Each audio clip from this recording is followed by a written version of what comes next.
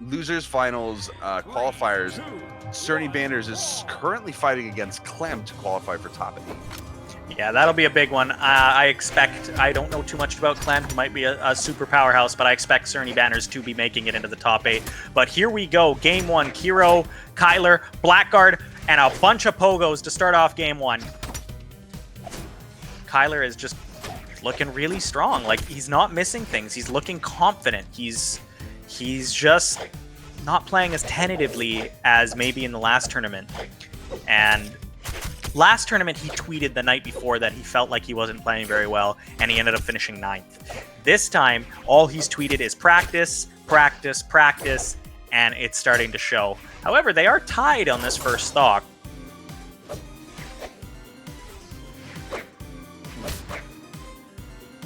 Recovery, not off the top. Tried to go for another one right after. Kylar stuck underneath these guitars. Kind of a scary spot to be because you can just get nared downwards because it hits all the way around. Kylar getting back on stage, starting to hit some nairs and some dares, trying to kill him off the top. Look for that gravity cancel D-light. Hits him with the Sair, not quite enough to kill. Kylar looking for basically anything kills at this point. Recovery, not quite enough because he was just underneath the stage, but that will kill. Gravity cancel into the recovery, unarmed, very reliable kill option, and stock 1 is going to Kylar. Kylar already getting a lot of pressure onto Kero this time around, and Kero finding those guitars, going with the, I think you mentioned it before, going with a much faster character to utilize those guitars rather than the Ragnar pick. Actually, in the Brawlhalla lobby chat, Kero was kind of jonesing about the speed of the Ragnar guitars. He was like, this is way too slow. So I think this is why we're seeing the swap to a Surrey here. And I guess if you're going to go with a faster character, you might as well go with the Surrey. Anyway, we find the slap right off into the side, and that is going to be the first kill for Kero to even things up. Yeah, Kylar's still looking really strong. Kero, you know, he doesn't have as big a lead as he had against his previous 2 opponents, and Kero now really starting to put on the pressure against Kylar. Big plays, tying the game up.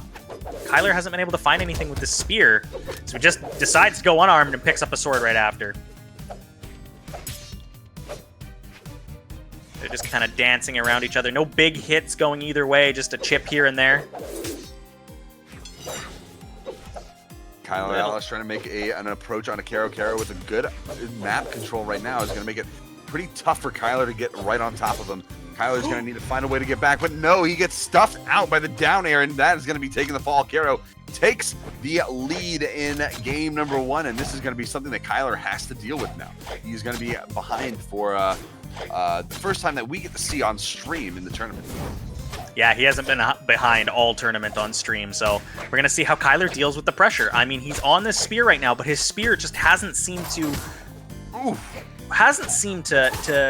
have any momentum. The neutral state coming out as well, and that almost completed into a kill.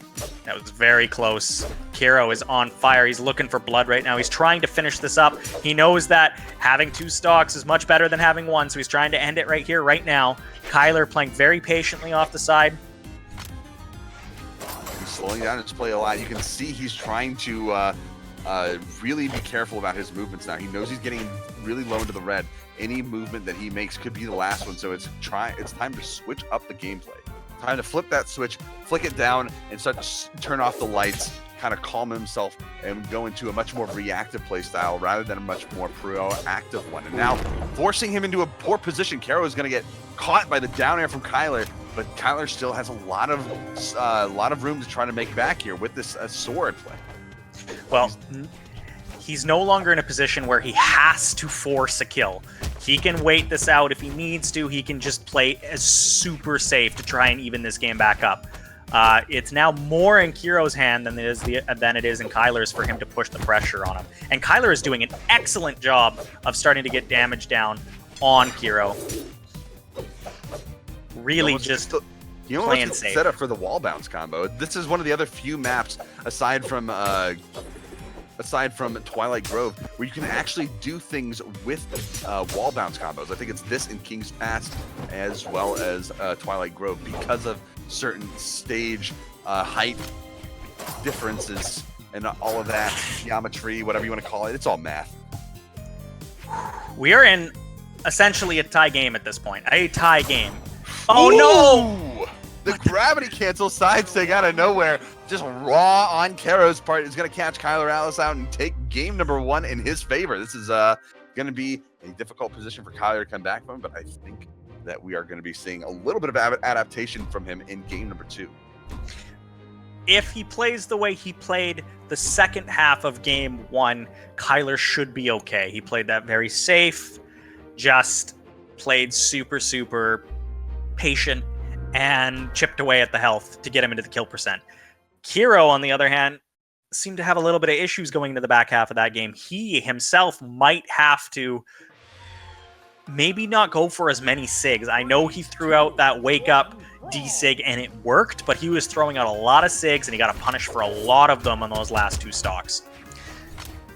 But Kylar has lost his first game of the tournament. We'll see if he's able to stay alive here on the winner's side of top 8.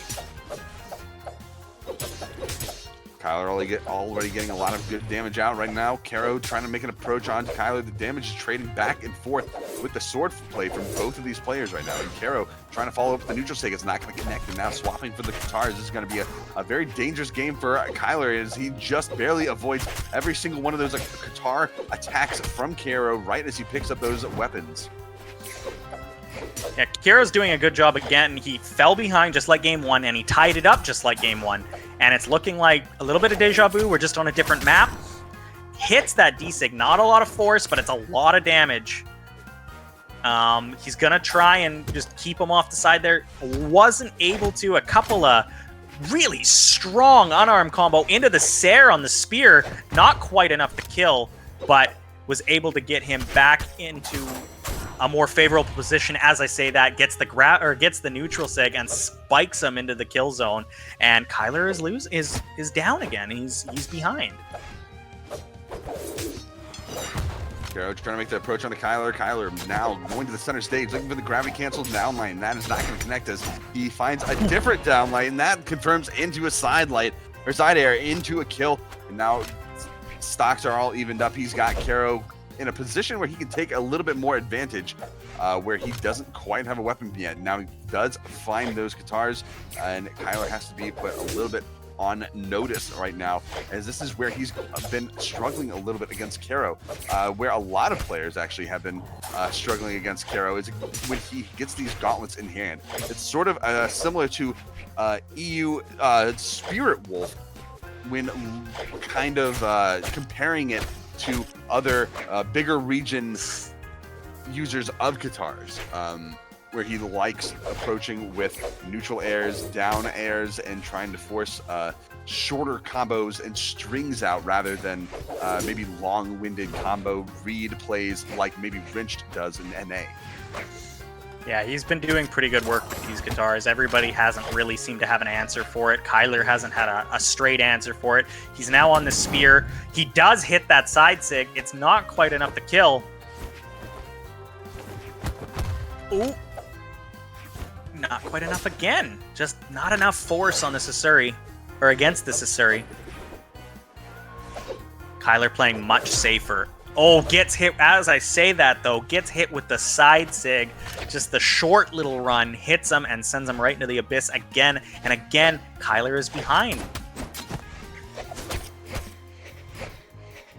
Oh, Kero trying to go for a half guitar loop there.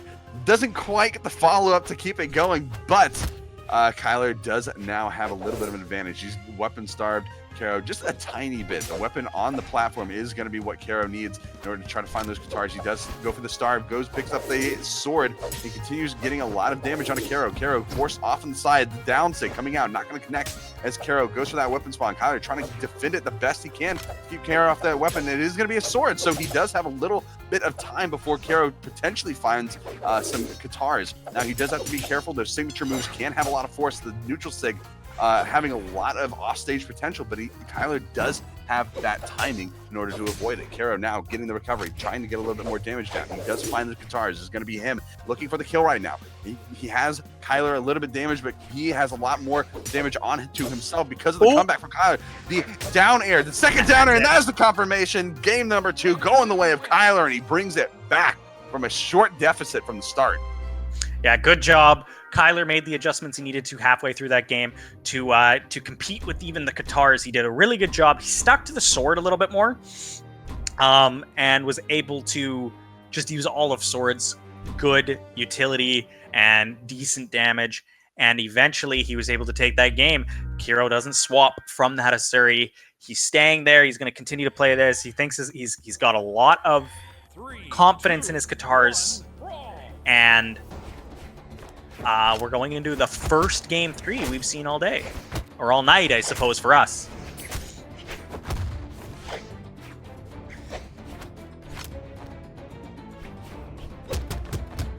Kiro finally, or picking up the sword there. Oh, he hits that neutral sig. He was trying to edge guard there, but he just wasn't able to complete the edge, complete it.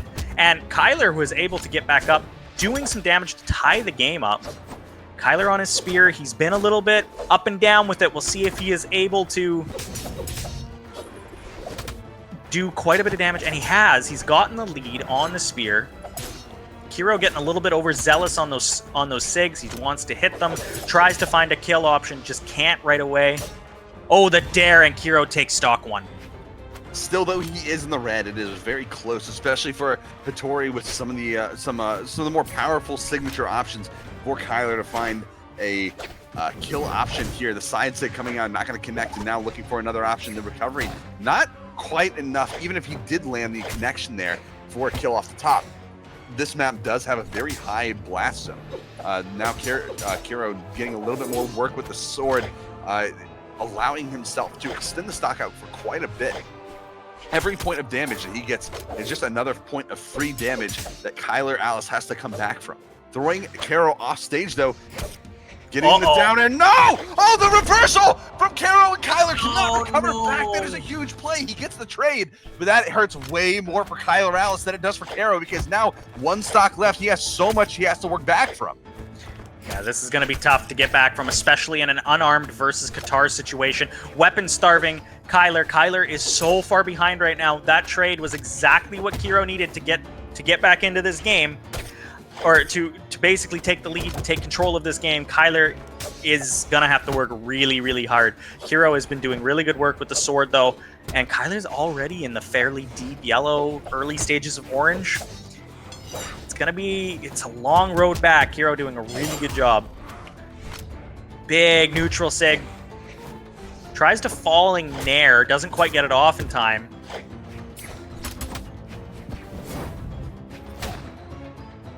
Approach from Kylar Alice, trying to get the edge guard, forcing Kero off onto the side, the down air, getting a little bit of pressure, and it looks like the mind gimp, I suppose, or maybe the self gimp. I don't know what was going on there. One down air shouldn't have taken Kero out, but he ended up bonking his head and losing out on his jumps, and that cost him dearly. Kylar Alice now has an opportunity to bring this back, but he has to be very careful. A side sig from Kero could cause immense trouble for Kylar Alice. In fact, I think it would almost guarantee a kill on him at this point. Everything at this point that has any sort of force kills, and that D-Sig will send Kylar Alice down to the loser's bracket, and Kero is moving on and guaranteeing a spot in the top 3, I want to say. Top 3?